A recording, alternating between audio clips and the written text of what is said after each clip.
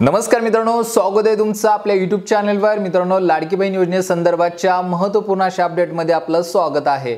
मित्रांनो, लाडकी बहीण योजनेची चालू घडीला KYC ची प्रोसेस सुरू आहे। विविध माध्यमातून म्हणजेच सेतू केंद्र असेल, आपले सरकार केंद्र असेल किंवा स्वतः महिला लाभार्थी घरी बसून सुद्धा मोबाईलच्या माध्यमातून KYC च्या प्रोसेस करत आहेत। याच्यामध्ये आतापर्यंत भरपूर महिलांनी सहभाग घेतलेला आहे, म्हणजेच भरपूर महिलांच्या KYC आता पूर्ण झालेल्या आहेत। तरी सुद्धा भरपूर महिला KYC च्या प्रोसेस करायच्या राहिलेल्या आहेत।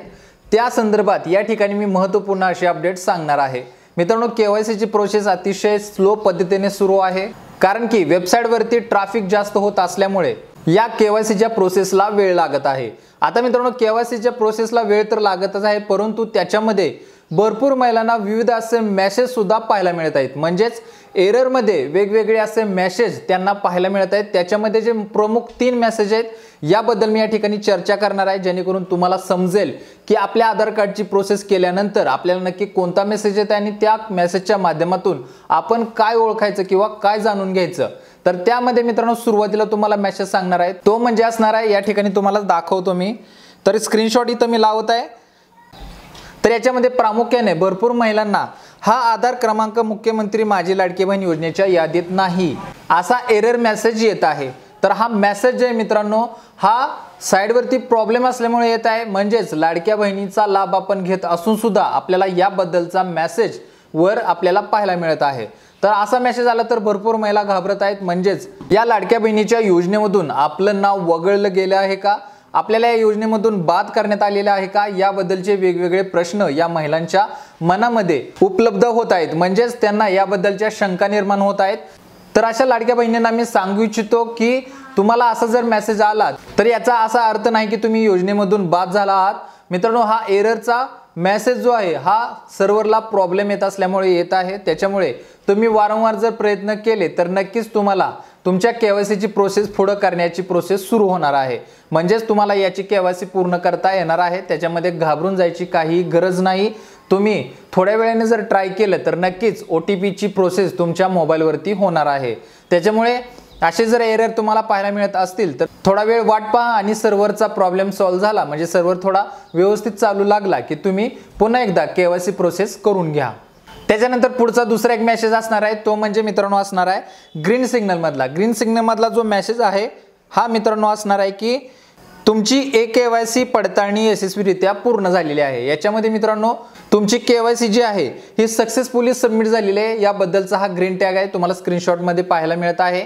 तर हा सक्सेस म्हणून असा मेसेज ग्रीन पट्टीमध्ये आपल्याला येत आहे। त्याच्यामध्ये आपल्याला व्यवस्थितरित्या लिहून आलेले की आपली KYC पूर्ण झालेली आहे। तर असा ज्या महिलांना मेसेज आलेला आहे तर अशा महिलांची KYC सक्सेसफुली सबमिट झालेली आहे। त्यांना कोणत्याही प्रकारची पुढे प्रोसेस करायची किंवा कोणती पुन्हा एकदा KYC करायची गरज नसणार आहे। तर या पद्धतीने मित्रांनो तुम्हाला हिरवा मेसेज आलेला असेल तर अशा महिलांची KYC पूर्ण झालेली आहे। आता त्याच्यानंतर मित्रांनो पुढचा तिसरा एक मेसेज असणार आहे, तो मेसेज असणार आहे तुम्हाला या ठिकाणी पिवळ्या पट्टीमध्ये पाहायला मिळत आहे।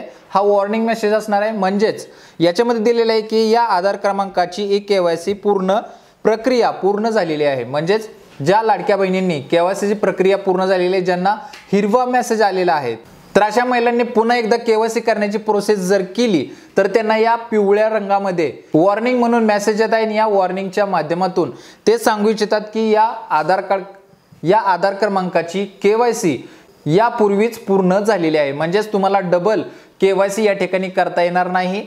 त्याच्यामुळे मित्रांनो KYC करताना अगदी व्यवस्थितरित्या करून घ्यायचे आहे।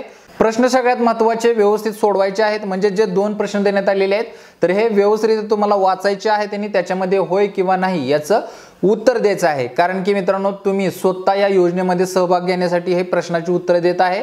त्याच्यामध्ये जर थोडी जरी चूक झाली तर तुम्ही या योजनेमधून बाद होऊ शकता, बाद होणार आहे। त्याच्यामुळे प्रश्न व्यवस्थित वाचूनच त्याची खाली होय नाही मध्ये उत्तरे द्यायची आहेत। तर अशा पद्धतीने मित्रांनो हे 3 मेसेज जर आपल्याला पाहायला मिळाले तर याच्यामध्ये तुम्हाला व्यवस्थितरित्या मी विश्लेषण करून सांगितलेलं आहे। जर तुमची KYC झालेली असेल तर हिरव्या रंगामध्ये सक्सेस म्हणून मेसेज येईल। जर तुमची KYC पूर्ण होऊन सुद्धा तुम्ही पुन्हा एकदा KYC करत असाल तर पिवळ्या रंगामध्ये तुम्हाला पट्टी येऊन त्याच्यामध्ये ऑलरेडी तुमची KYC पूर्ण झालेली आहे असा मेसेज पाहायला मिळेल। आणि सगळ्यात शेवटी जो रेड कलर मध्ये आपल्याला मेसेज येत आहे त्याच्यामध्ये दिलेलं आहे की तुमचं या लाडक्या बहिणीच्या यादीमध्ये नाव नाही किंवा हा आधार क्रमांक लाडक्या बहिणीच्या यादीमध्ये नाही तर असे मेसेज एररमुळे येत आहेत। त्याच्यामुळे तुम्ही केवायसी करायची प्रोसेस थोडा वेळ थांबून काही सर्व्हर व्यवस्थित चालल्यानंतर पुन्हा एकदा करू शकता, म्हणजे तुमच्या मोबाईलवरती OTPचा मेसेज येईल। तर ही मित्रांनो चालू केलेली एक अतिशय महत्त्वाची अपडेट होती। या लाडक्या बहिणीच्या केवायसी मध्ये ज्या वेगवेगळ्या समस्या निर्माण होत आहेत, वेगवेगळे मेसेज येत आहेत, तर याची माहिती आपण चॅनलच्या माध्यमातून तुम्हाला देतच आहोत। तुम्ही सुद्धा आपल्या चॅनलचे व्हिडिओ व्यवस्थितरित्या पूर्ण पाहत चला, जेणेकरून लाडक्या बहिणी योजना असतील किंवा इतरही कोणत्या शासकीय योजना असतील याबद्दलच्या व्यवस्थितरित्या माहिती तुम्ही घर बसल्या मोबाईलवरती पाहू शकता। तर मित्रांनो आजच्यासाठी येथेच थांबतो। अशाच महत्त्वपूर्ण अपडेटसाठी, अशाच महत्त्वपूर्ण माहितीसाठी आपल्या चॅनलला महत्त्वाचं सबस्क्राइब करून ठेवा। भेटू पुढच्या व्हिडिओमध्ये नवीन अपडेटसह, नवीन माहितीसह। तोपर्यंत धन्यवाद।